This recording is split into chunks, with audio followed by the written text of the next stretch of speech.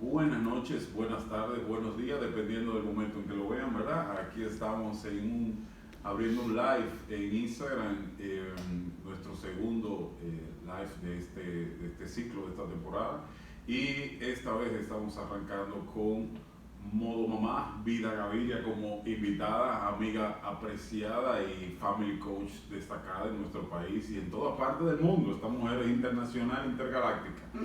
Entonces, venimos a conversar y a compartir con pues, todo el que quiera integrarse sobre un tópico interesantísimo que tiene que ver con hijos de todas las edades. Nosotros acá trabajamos más con eso con adolescentes, pero esto aplica a todas las edades. ¿Por qué? Porque es decidir. Y la idea es que compartamos por un ratito en torno a tips, ideas, recomendaciones en cuanto a educar en la toma de decisiones. Tomar decisiones. Uf, qué problema tan grande, o qué bendición tan grande. Entonces, tomar decisiones y lo que implica para nosotros como padres, como educadores, el acompañar a nuestros hijos y a nuestras hijas a aprender de eso, si es que se puede aprender de eso. Entonces, aquí está Vida Gaviria y esto es una conversación que vamos a tener. Están todos bienvenidos y bienvenidas y pueden perfectamente pues ponernos sus preguntas, que en la medida que el tiempo nos lo permita pues la vamos a responder. ¿Qué es decidir? ¿Qué es decidir? ¿Qué es tomar una decisión? ¿Qué es eso? Bueno, gracias por la invitación. Me encanta venir a Conexus, porque a mí también. Me encanta venir. Bueno, a ti no te queda otra opción. Tú decides todos los días. Yo decido venir, sí, exactamente. Tú decides y disfrutas tu decisión. Pero me encanta venir porque, bueno, es una comunidad que me es muy afín. Y yo siempre digo que todos tus inventos tú me cuentes, así no me preguntes, porque yo siempre estoy ahí apoyando. ¿Qué es tomar decisiones? Sabes que una invitación que le hago a los padres que se me acercan por cualquier tema que tienen con los hijos es a mirar la vida como no un conjunto de circunstancias, sino un conjunto de decisiones. Yes. Si yo veo la vida como la consecuencia de las decisiones, conscientes o inconscientes, que yo he venido tomando, yo sentiré entonces que en cualquier momento yo incluso puedo acomodar el curso de esas consecuencias. Si yo veo la vida como un paquete de cosas que me suceden, de circunstancias, yo entonces me sitúo en el rol de la víctima, que nada puede hacer, que pobre de mí, que estoy atrapada en esta circunstancia. Yo creo que criar para la toma de decisiones es algo que yo promuevo mucho, que lo digo en otras palabras, pero que al final va por el mismo sentido, que es criar para la autonomía. Es decir, yo soy hoy en día acompañante de la vida de mis hijos, los estoy acompañando a transitar la vida y les estoy dando el poder que ellos tienen de saber que son capaces de tomar decisiones. Y que toda decisión que tomen, incluso no tomar una decisión, es una decisión, tiene consecuencias. Y que esas consecuencias las vive quien toma la decisión. Suena un poco trabalengua, pero cuando te das cuenta que esto es algo incluso que puedes empezar a hacer con tus niños muy chiquitos. Totalmente. Hoy lo hablaba con una mamá y le decía, mira, desde que tienes un niño de 2 años que quiere descubrir la ley de gravedad, que quiere descubrir la causa y el efecto, que decide voltear un vaso con agua para ver qué pasa con esa agua y cuando cae el agua obviamente se moja la alfombra y lo vuelve a hacer para ver si el agua va a volver a caer, se está comprobando que esa circunstancia cada vez que se repite va a conseguir el mismo resultado. Pero ahí pudiéramos abordarlo de distintas maneras. Pudiéramos decir, castigado, me arruinaste la alfombra, acabo de recoger, acabo de limpiar, vete para tu cuarto, enciérrate a la silla de pensar. O puedo criar para la autonomía o la toma de decisiones. Mi amor, como decidiste voltear el vaso, el agua se cayó y el piso se mojó. Vamos entonces a recoger. Ahora hay que secarlo, exacto. Y eso lo estás haciendo con un niño de 2 años. No hay que esperar las crisis, no hay que esperar cuando ya sentimos que estamos entre la espada y la pared para entonces empezar a entregar toma de decisiones. O el tema de la sobreprotección.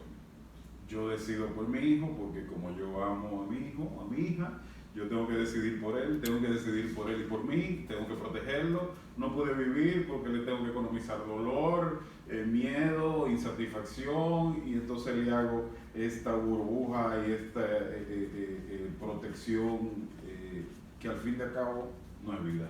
Ujú. Y no de Y vida que yo gavilla, creo, sino no, y yo creo que tú sabes que la sobreprotección es la palabra bonita para castración. totalmente. Si yo me siento orgullosa o orgulloso de ser un padre sobreprotector, pensemos si nos sentiríamos igual de cómodos sabiéndonos padres castradores. Que yo de alguna manera le robo a mis hijos posibilidades de experimentar porque yo estoy criando desde el miedo, no estoy criando desde la confianza. Lo que alimenta la dependencia. Absolutamente. Y vuelvo entonces al tema que toco muchísimas veces y es que necesitamos identificar cuáles son nuestros objetivos parentales, que es algo que a veces no nos da tiempo de pensar, la vida no nos da chance, pero tomarnos el espacio para tú sentarte y decir, ok, ya tengo 1, 2, 3 hijos, ¿qué quiero echar al mundo? ¿Cuál quiero yo que sea el fruto de mi siembra? ¿Para qué estoy criando? ¿Para qué estoy criando? Y fíjate que educar para que aprendan a tomar decisiones no empieza en la adolescencia. Si yo hoy en día tengo un niño en la primera infancia, menor de 7 años, y me digo, yo quiero que el día de mañana sea un adolescente capaz de decirle a los amigos, no, yo no me anoto en esa porque eso definitivamente me hace daño. Pero si cuando ese niño tiene 2, 3, 5 años y te dice, no quiero saludar a esa maestra, no quiero saludar a ese abuelo, no quiero darle un beso, y tú lo obligas, y tú lo forzas, y tú lo doblegas para que termine haciendo lo que según tú está bien, tú estás violentando su límite. Ese mismo niño va a crecer y cuando sea un adolescente ya tú lo entrenaste, por decirlo de alguna manera, que no es una palabra que me encanta, pero es muy comprensible, para que sus límites no tuvieran suficiente peso. Entonces fíjate cómo esto es un ejercicio como de jardinería. Ningún jardinero siembra la semilla hoy contando con que esta noche va a haber el fruto de su siembra. Si tú en la adolescencia, digo adolescencia porque es la edad donde se da la mayor distancia física, la mayor diferenciación y la edad que muchas veces la mayoría de los padres más temen. Pero si tú quieres un adolescente con estas habilidades, tú tienes que empezar a centrar en la primera infancia, definitivamente. Claro, y dejar que la vida pues, se vaya equilibrando, porque un problema aquí grande viene siendo cuando queremos proteger con la mejor intención posible, porque es con amor, ¿verdad? Pero no estamos permitiendo que esa persona pueda crecer, porque crecer es lidiar con los efectos de mis decisiones, punto. Y yo pongo un ejemplo siempre como para ilustrar eso. Si nos llevamos papá, mamá, bueno al revés, mamá, papá, si nos llevamos mamá, papá, de lo que ha sido nuestra historia de vida a nivel emocional, afectivo de parejas, las veces que te rompieron el corazón, las veces que tú rompiste el corazón, lo lógico desde ese pensamiento sería decirle a un hijo, a una hija, nunca te enamores. Y si lo vemos que va a decidir eso, decirle, no, eso es malo, ahí hay dolor, ahí no lo hagas. Ellos no hubiesen nacido ni nosotros tampoco si lo llevamos de eso. Entonces, a lo que quiero ilustrar acá es cómo la autonomía la podemos promocionar y desarrollar en nuestros hijos a partir de dejarlo vivir lo que venga de sus acciones y que ellos tomen conciencia de lo que vino, de lo que yo decidí, no necesariamente de la presión social, no necesariamente de lo que mami me impuso, no necesariamente ni siquiera de lo que para otros estaba correcto, ¿verdad? Entonces, ¿qué pasa? Es ese choque con una pared, llámese, me rompieron el corazón, me reprobé en una materia, un examen, ya mis amigas no me quieren. Ya mis amigas no me quieren, no soy de las más cool del grupo, de las más populares, no sé qué. Todo eso me permite darme cuenta de lo que estoy decidiendo, de a dónde me lleva las opciones que tomé. Y para mí ahí hay una palabra clave, que es la más preventiva de todo este lío que acabamos de decir, y es autoconocimiento. Es decir, en la medida que yo, educador, padre, madre, permito que a través del diálogo, de la comunicación, de la pregunta, de cualquier experiencia, de la más sencilla que surja, tú puedas conocerte un poquito más, en esa medida estarás entrenado o por lo menos aproximado a poder tomar una decisión consciente. Por lo menos visualizando qué pudiera pasar con eso. No tenemos la bola de cristal para tener escrito qué va a pasar con lo que decidimos hoy, en el día de mañana, pero sí podemos visualizar posibles efectos de lo que vamos a hacer. Y en mi caso, trabajando con mi población adolescente, mucho de eso tiene que ver con la conducta de riesgo. conducta de riesgo. El mundo se acaba hoy, pero que es parte de estar vivos. Le voy a dar para allá y punto. Es parte de estar vivos. Entonces, una pregunta aquí, Vida, como para que la compartamos. ¿Hasta dónde son capaces de decidir nuestros chicos? Vemos aquí en pantalla que nos ponen una pregunta, Taylor May Pastry, ¿hasta dónde pueden ellos decidir sobre aspectos de su vida? ¿Qué diríamos? ¿Qué compartirías? Lo primero que diría es que no hay recetas únicas, ¿no? No hay talla única en temas de humanidad. Tú decías, no podemos predecir, podemos prever. Y yo puedo tener cierta conciencia a la hora de sembrar, a la hora de saber cuáles son las herramientas que yo estoy poniendo en tu caja de herramientas con las que vas a transitar la vida. ¿Hasta qué punto tomar decisiones? Es como tratar de llevar un proceso humano no lineal a un paradigma absolutamente lineal. Es tratar de encajar un círculo en un cuadrado. Cuando yo crío, y por eso invito siempre a los padres a reenfocar su mirada sobre la experiencia vital, sobre su propia vida, sobre la crianza. Cuando yo crío partiendo de que yo confío en la vida, de que yo confío en las semillas que he sembrado, yo entonces subiré el volumen a las experiencias, a proteger el vínculo afectivo, a la presencia, y bajaré el volumen a los castigos, el miedo, las prohibiciones, el sermón, porque por ahí se nos va la energía vital, por ahí se nos va un tiempo precioso que no regresa. Y yo no sé qué pasó la semana pasada, que hubo como un repunte en la consulta por mensajes directos, en la consulta presencial, en las sesiones online, de preguntas tipo, ¿qué castigo le pongo a mi hijo para? ¿Qué castigo funciona para yo conseguir tal cosa? ¿Qué castigo? La pregunta. ¿Qué castigo? Así mismo, ¿qué castigo? Yo me imagino que es una respuesta tipo el 23 del segmento B del capítulo, y no es así como funciona la dinámica humana. No podemos predecir, yo no puedo establecer lo que es mejor para una familia en su realidad familiar.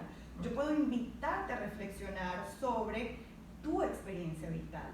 Porque además nuestros hijos son tan nobles que nos vienen a mostrar gratuitamente 24/7 nuestros pendientes.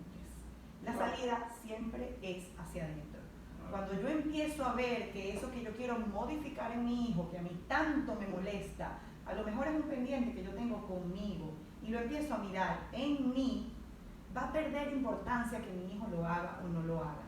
Porque va a ser tal el trabajo de transformación, si decido asumirlo así, con el compromiso que requiere, que yo voy a lograr en mí, que probablemente va a desaparecer en mi hijo en consecuencia. Entonces, contestar qué les dejo decidir y qué no les dejo decidir. Creo que necesitamos como cambiar la pregunta, porque ahora estamos esperando otro tipo de respuestas. Yo preguntaría de vuelta, ¿qué quieres sentir respecto a tu maternidad? ¿Cómo quieres que transcurra tu paternidad? ¿Cómo quieres que se sienta ser hijo tuyo? ¿Cómo quieres que se vive esa experiencia? Ser hijo mío es una experiencia de miedo, de temor, de ganas de salir corriendo, o ser hijo mío es esperar que mamá vuelva, que papá esté, es una sensación de protección, de contención, de comprensión. Entonces, más que responder la pregunta, devuelvo con otra pregunta, que esa es una dinámica que además al filósofo Alfi le encanta, volvernos artesanos de la pregunta, porque de eso se trata también, ¿no? O sea, como de yo mirar para adentro y hacer el ejercicio reflexivo diario, si es que el tiempo nos lo permite, porque el tiempo se nos ha vuelto un lujo, y estamos creando una dinámica loca que nos pisa los talones, que a veces no te queda tiempo ni siquiera para preguntarte ¿para qué tuve hijos? Porque al final del día, la presencia de ellos en este mundo y en tu vida fue tu decisión. Claro. Consciente o inconsciente, pero fue tu decisión. Claro, y en esto hay que poner un letrero grande, y es el mírame. Es decir, el chico o la chica que viene y hace algo, y a mi padre, a mi madre me dispara eso, y lo que tal vez no estoy viendo son unos subtítulos que dicen, mírame.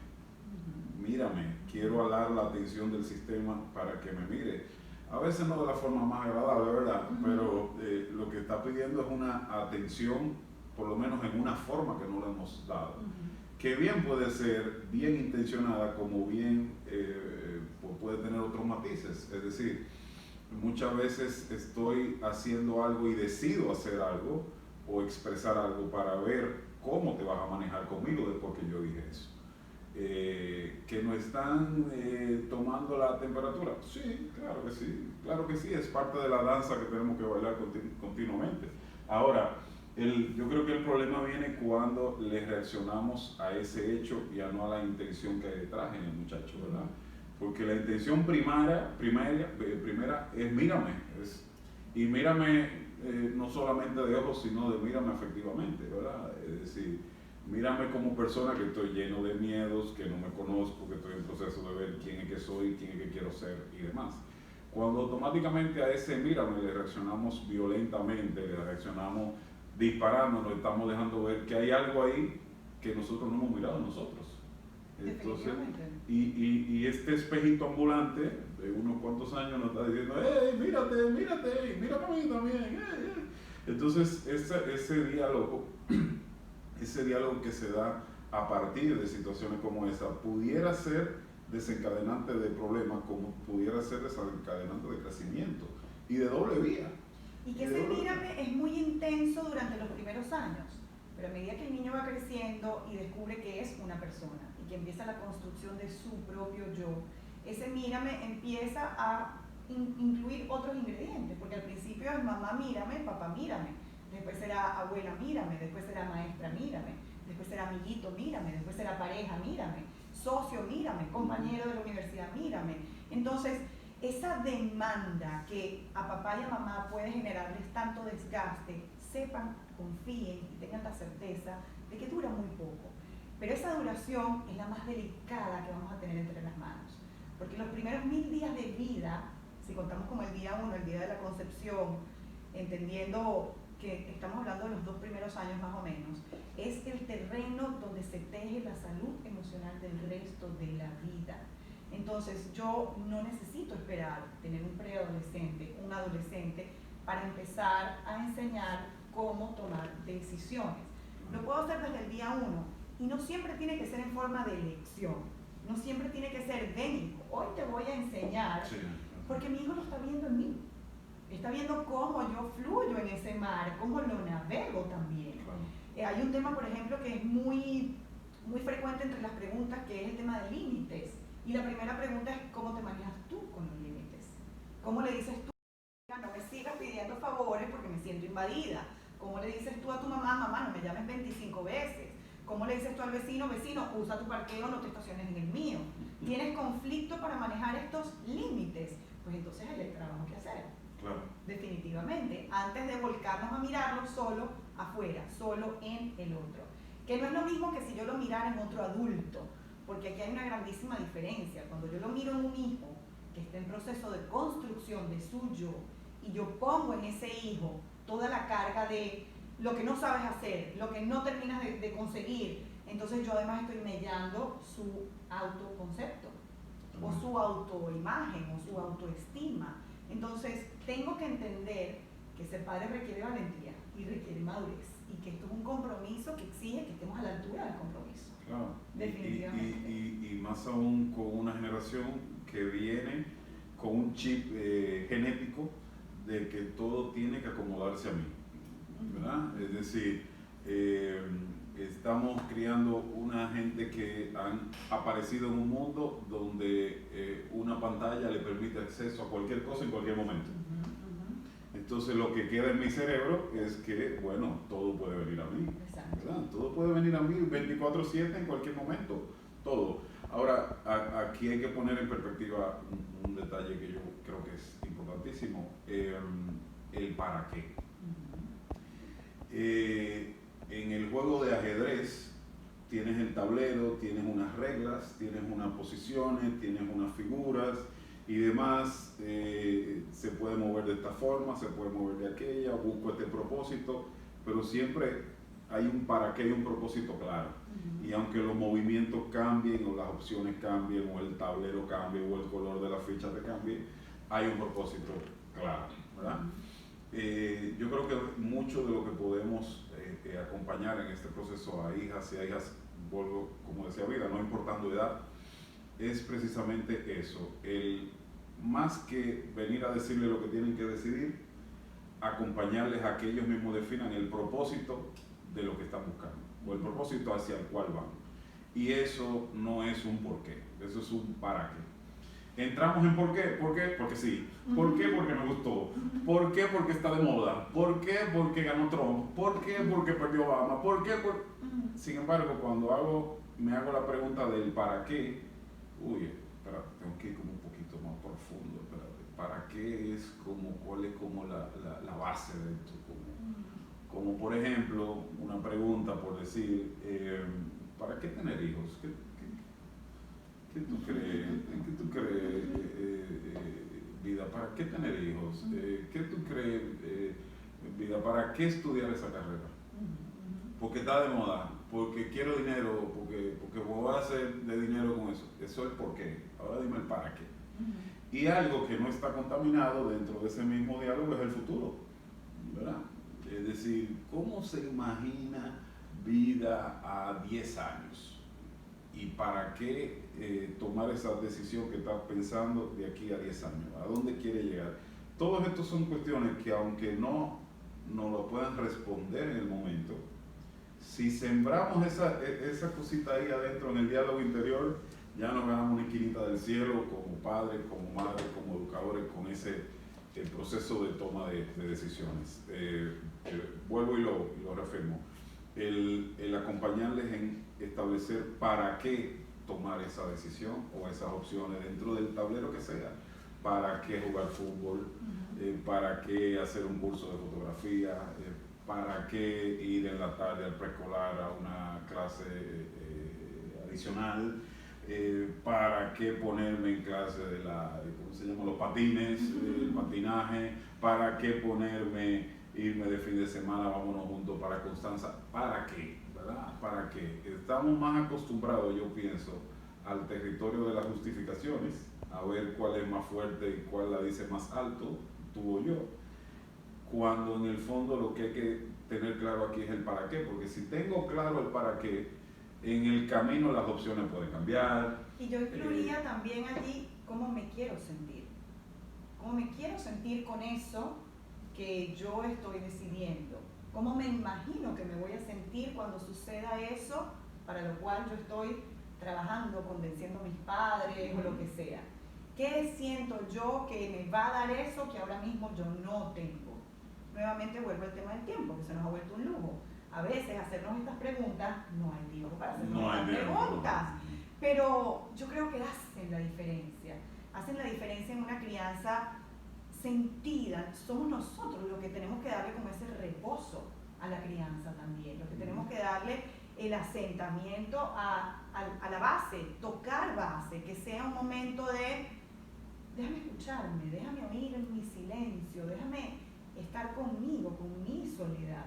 Y definitivamente cuando tú hablabas al principio de fomentar el autoconocimiento, yo tengo un adolescente ya y ya yo puedo ver muchos los resultados de todos estos experimentos de crianza respetuosa y los evidencio, y yo pienso que una de las grandes cosas o de las que mejor nos han salido a modo papá y a mí ha sido fomentar en él el autoconocimiento, porque en la adolescencia tú saber qué es lo que te compone, cuál es tu inventario personal, te da un centro que cuando no tienes, eres una veleta, que cualquier viento te mueve de tu centro. Impulso, presión social, la agenda de otro, imposición, la misma sobreprotección, te arrastra, un borrego. Entonces, regalarle a tus hijos autoconocimiento es una vacuna, es una garantía de asentamiento, de centro. Nos dirán, ¿cómo? ¿Cómo se come eso? Dándole espacio para que tus hijos reconozcan qué son, quiénes son, desde chiquitos. Un niño pequeño que todavía no sabe qué es un yo, que siente que es extensión de mamá. Si tú le preguntas a un niño de 4 años, mi amor, ¿y qué eres tú? ¿Cómo eres tú? Seguramente va a usar las mismas palabras que usan papá y mamá o sus figuras significativas. A eso de los 7, 8 años puede ser que empiece a integrar otras cosas que ella empieza a tomar de una maestra o de otra persona importante en su vida. Empezamos entonces a mirar que hay un espacio en el que mi hijo empieza a reconocer qué le gusta de sí mismo, qué le gusta de ella, qué lo empieza a hacer diferente. En días daba una charla para un grupo de jóvenes de 13 y 14 años y una mamá me preguntaba por qué a esta edad no les gusta ser diferentes. Y tú lo sabrás mejor que nosotros. A esta edad ser diferente es un atentado. A esta edad yo necesito ser manada. Yo no puedo sobresalir en la manada. Claro. Tengo que tener los mismos zapatos, los mismos jeans, la misma colita, el mismo celular, porque atenta contra mí sobresalir. Una mamá también una vez comentaba, mi hijo es muy inteligente, pero pareciera que su exceso de inteligencia lo avergüenza. Cuando nos dimos cuenta la edad que tenía su hijo, pues sí, su diferencia atentaba contra él. Pero no importa que en este momento mi hijo por su etapa vital no lo quiera reconocer, siempre y cuando yo he abierto el espacio desde siempre para que mi hijo tenga oportunidades de autoconocerse. ¿Cómo lo empezamos a hacer desde hoy en día? Mi amor, ¿qué eres tú? ¿Qué es lo que más te gusta de ti? Si tú le tuvieras que decir a alguien que no te conoce, yo soy Vida y tengo 7 años y vivo en Santo Domingo y lo que más me gusta de mí es, ese ejercicio te va a permitir empezar a trabajar en el autoconocimiento. Que te digo, comprobadamente es una vacuna. Da centro, definitivamente. Es una vacuna y entonces ¿qué pasa? Que cuando no esté cerca mami, cuando no esté cerca papi, cuando no esté cerca educadores, ahí en ese momento, si hay una base de autoconocimiento, no voy a ser un borrego que dependa de esas figuras o bien que se deje arrastrar de lo que la pertenencia me exija, ¿verdad? En todos los sentidos, desde vamos a hacer tal travesura hasta las cosas que la vida nocturna puede ofrecer, ¿verdad? Ahora, ¿qué pasa?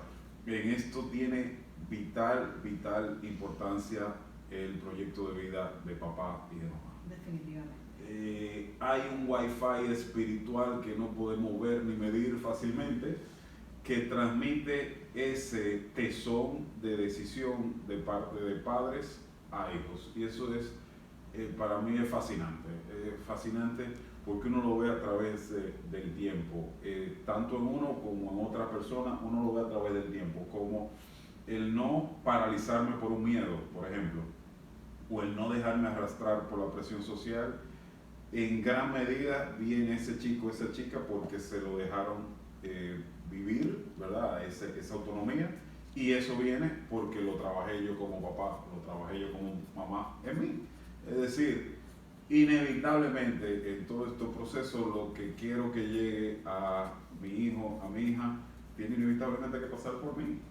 Y siempre le digo eso a los padres, que para disfrutar de la crianza hay que empezar por disfrutar de la experiencia vital.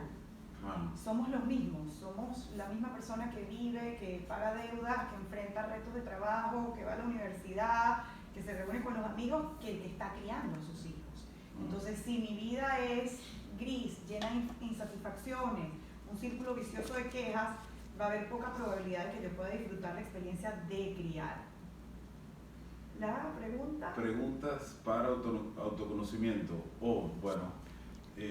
Preguntas para autoconocimiento. Que repitamos las preguntas. Okay.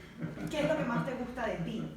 Si tuvieras que decirle a alguien quién eres tú, a alguien que no te conoce, ¿qué escogerías? ¿Qué te describe?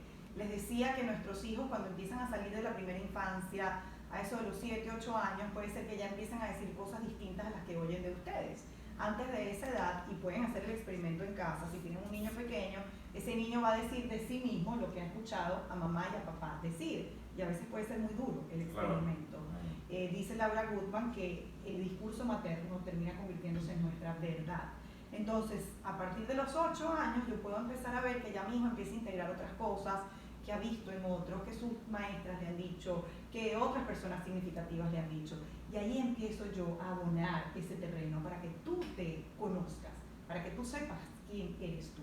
Porque además estamos criando, lo dice Gabor Mate, un médico que les recomiendo ampliamente, canadiense, húngaro-canadiense, que esta es la generación con menos presencia de adultos significativos. Es decir, estamos criando a hijos que pasan solos la mayor parte del día. Solos, no solos de gente, pero solos de adultos dolientes. Están muchísimas horas con un maestro, después con un tutor, con un entrenador, llegan a la casa y probablemente pasa otra vez un lapso de tiempo largo para que llegue un adulto doliente. Entonces, ¿con quién estoy creciendo? ¿Quién está siendo mi referente? Probablemente alguien igual que yo, solo que un poquito más avispado y más adelantado. Entonces, nuestra presencia, pero nuestra presencia no solamente física, nuestra presencia afectiva se está viendo sumamente disminuida, sumamente mellada. Estamos viendo que los datos dicen que estamos pasando entre media hora y 2 horas al día con nuestros hijos despiertos. Una vez lo comenté con un papá y el papá me decía, yo no sé ni siquiera si llego a la hora, de lunes a viernes. Y cuando llego a la casa, suelto el celular y soy papá. Y me aboco, y los abrazo, y juego con ellos, y rocheleamos juntos, porque sé que tienen carencia de mí. Pero la realidad de la vida es que no puedo estar más tiempo. Entonces, ¿me siento culpable por esta realidad o asumo mi realidad con madurez, entendiendo que esa realidad obedece a decisiones que yo he tomado y hago de esta realidad lo mejor que puedo hacer?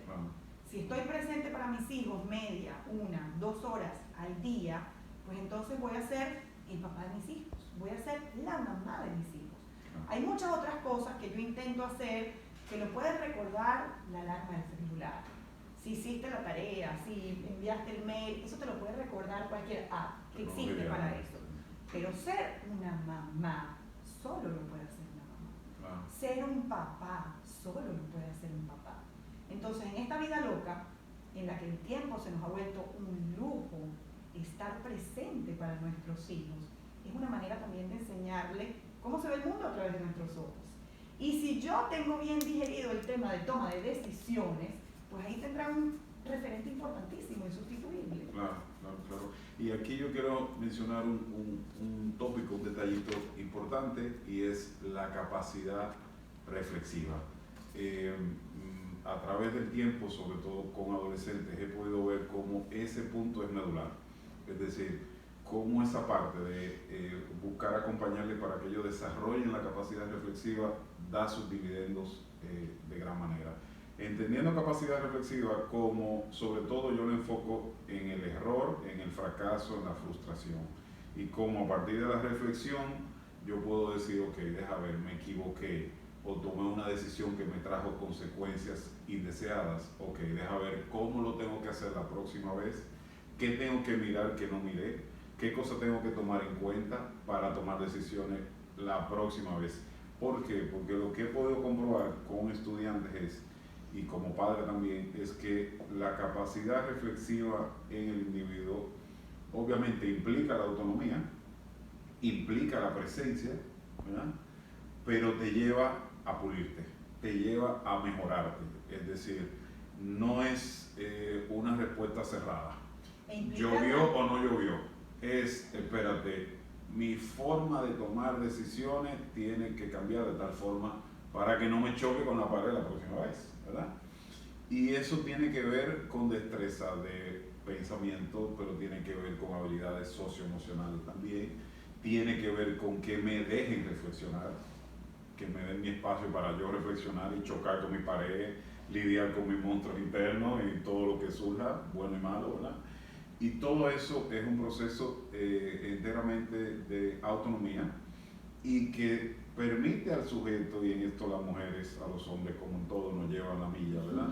Y en esto las mujeres permiten dar unos saltos de madurez cuánticos, es decir, y yo lo veo a través del tiempo con estudiantes que parecían ayer niñas y hasta el rostro le cambia a partir de reflexiones que han hecho por errores que han cometido, por aquel que me rompió el corazón, profe, ¿verdad? ¿Qué va a pasar? Y entonces ahora tengo que aprenderme a defender porque parte de estar vivo, porque el mundo no es rosado, entonces tengo que ver cómo no me hago de piedra, pero tengo que aprenderme a defender, eso me hace mejor. Todo ese tipo de procesos inevitablemente nos hacen mejor desde una mirada de balance, ¿verdad? Para mí la palabra equilibrio aquí es clave. No porque se logre, ¿verdad? Yo creo que no se llega, no está en Santiago. Pero estamos en ese malabar. No está en Caracas, ¿verdad? No está allí, no es un lugar, pero es el proceso hacia donde voy caminando, el buscar ese balance entre razón y emoción, entre fracaso, aprendizaje, ¿verdad? Y cómo al final, de alguna forma, todos salimos mejores. Mucho más o mucho mejor y muy diferente al ámbito de las justificaciones. Te lo dije, frasecita que a veces lo que sirve es solamente para lavarnos la culpa, padre y madre, y más nada. El que está mal y está viviendo una consecuencia mal de su acto, que vengan, te lo dije, es como meterle el dedo en la llaga, como para que te duela un poquito más, yo te lo dije. Es decir, capacidad reflexiva, ¿cómo lo voy a hacer mejor la próxima vez? Y esa capacidad reflexiva es mucho más sana y mucho más constructiva si se da en un entorno psicológico seguro. Es decir, si yo sé que en mi entorno al cual pertenezco, mi primer entorno, que es mi familia, se espera y se acepta que yo me equivoque. Porque si yo estoy en un entorno hostil, que puede ser mi propia familia, difícilmente yo voy a lograr construir la autonomía. Y tú que eres maestro, tú que estás tocando vidas todos los días, que hoy te repartes entre la dirección y las aulas, pero que vienes de la educación, siempre insisto que en esta realidad de poco tiempo que tenemos presente para nuestros hijos, los maestros tienen entre manos una capacidad de tocar la vida de un joven o de un niño absolutamente para siempre. A veces el colegio es el único lugar estructurado, afectivo que tiene ese niño. A veces el colegio, el plano académico pasa a ser secundario, porque ese es el lugar donde yo me siento contenido, donde yo siento que pertenezco, donde yo me siento reconocida, donde yo sé que si yo no estuve voy a hacer falta porque mi presencia o mi ausencia se va a notar. Con esto lo que le quiero decir es que incluso como adultos tenemos que estar muy conscientes de la decisión que tomamos de con quiénes vamos a compartir la crianza de nuestros hijos. Porque si diariamente me están quedando 2 horas, como muchísimo, porque las estadísticas nos dicen que a veces ni siquiera llegamos a las 2 horas, ¿con quién estoy compartiendo la crianza de mis hijos? Entonces, en ese espacio, yo también estoy apoyándome en aliados, llámense maestros, coaches, entrenadores, que están también sumando a que mi hijo en un futuro sea un individuo que se sienta seguro tomando decisiones que lo protejan. Esto no es garantía de que nunca van a vivir una conducta de riesgo, porque para vivir conducta de riesgo solo hace falta estar vivo. Estar vivo, punto. ¿Qué puedo hacer yo? Por lo menos abonar el terreno para que las conductas de riesgo que asuman sean de las más baratas, pero que van a estar allí inevitables, que vamos a crecer todos juntos con esa conducta de riesgo que tú decidiste tomar. Si así lo decide el grupo familiar, así será, definitivamente. Claro. Gracias a todos los que están participando. Por acá vemos comentarios de reacciones positivas.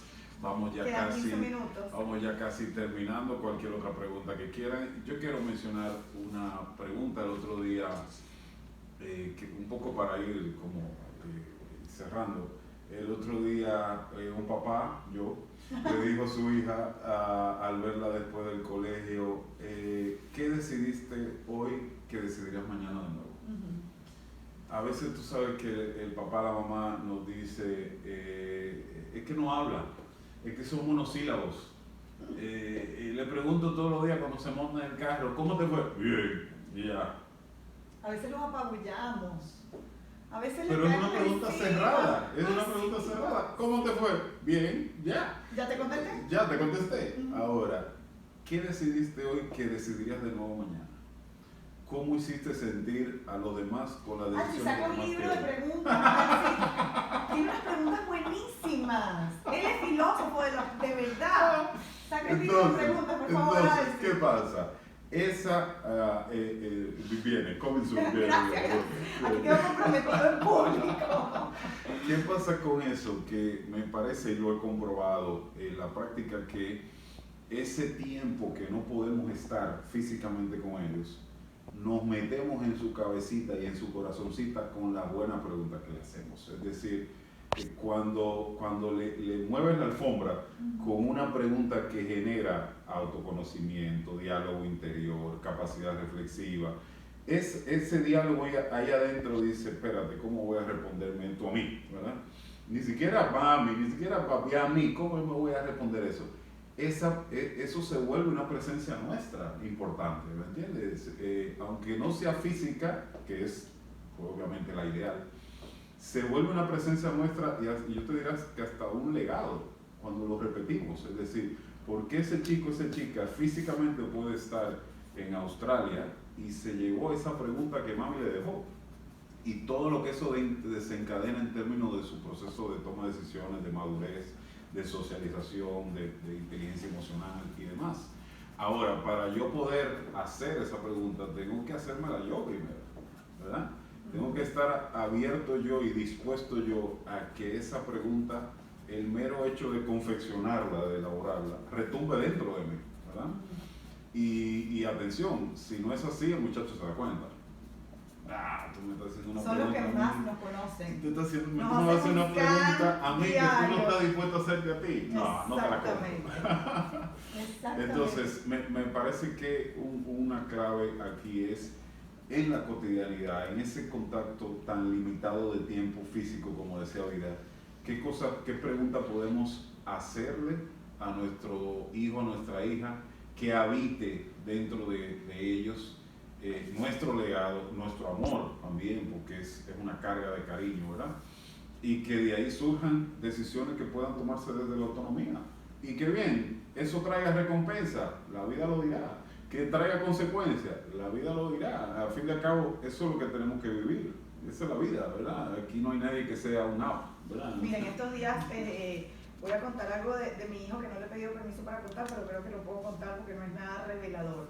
Le consultó algo a modo papá y al final le dijo, papi, yo sabía que tú me ibas a decir eso, pero yo necesitaba oírlo de ti. Porque era algo de que tú crees que yo debo salir hoy si mañana tengo un entrenamiento, pero estoy loco por salir porque sé que va a estar buena la fiesta, pero mañana me tengo que parar temprano. Él lo tenía decidido, pero él necesitaba esa vocecita que le dijera, tú lo tienes decidido, pero como eres autónomo, siempre tienes por lo menos a alguien atrás que te sostiene cuando tú tienes duda.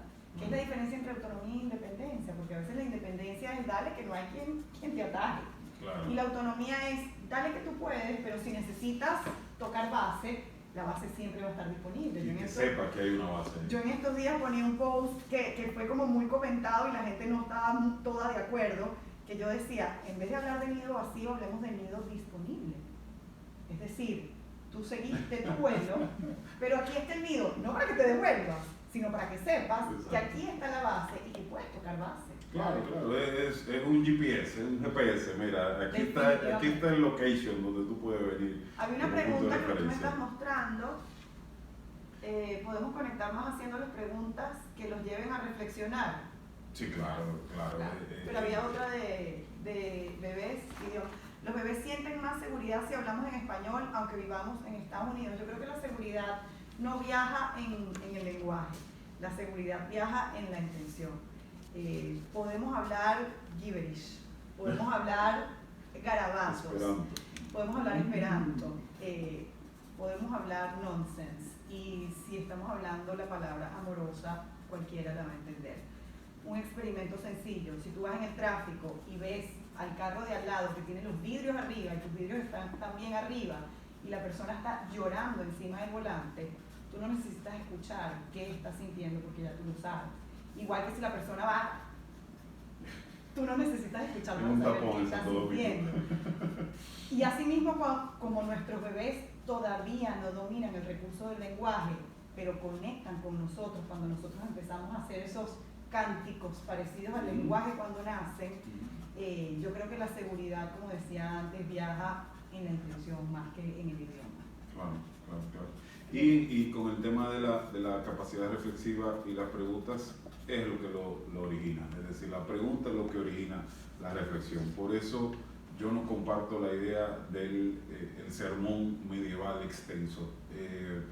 Porque al revés, ahí se genera un efecto de distanciar el diálogo y yo estoy diciéndote lo que tú tienes que recibir, lo cual a estos chicos en formación les suena impuesto, por ende eso no forma parte de mí, forma parte de los viejos, entre comillas, nadie se sienta mal, forma parte de los viejos, ahora no forma parte de mí. Ahora, ¿qué forma parte de mí? Forma parte de mí la pregunta que me retumba dentro de mí.